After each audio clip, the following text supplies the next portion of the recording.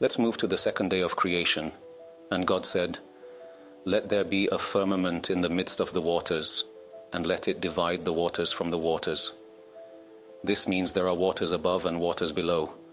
And he divided the waters beneath the firmament from the waters above the firmament. And it was so. What are the waters above the firmament? That is, not that the waters lie on it, but they are above the firmament, in space.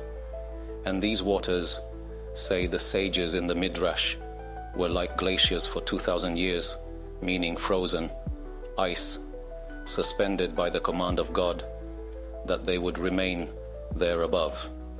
The sages continue and say that the upper waters surpass the lower waters, meaning the amount of water in space is greater than the water on Earth. 2/3 of the world is water, huge amounts in oceans, but the waters in space are much more.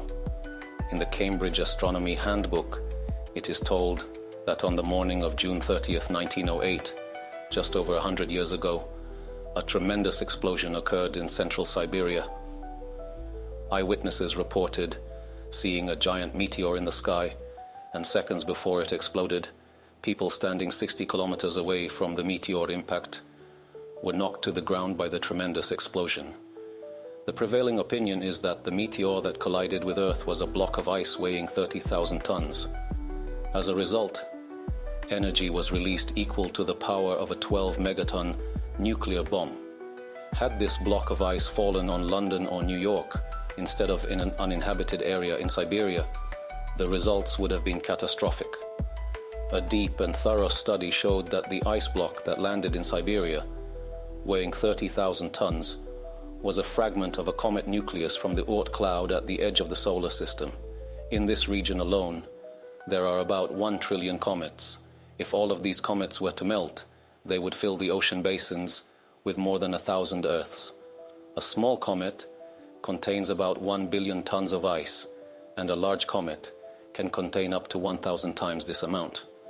This discovery was made in the last 100 years. The scientists at NASA are amazed by this.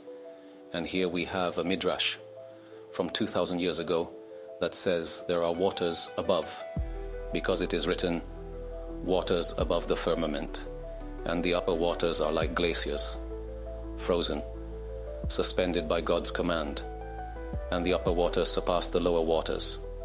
Now these discoveries are being made, and we ask the sages of Israel, "Do you have this knowledge?" And they reply, "We received it in the Torah." This is truly astonishing.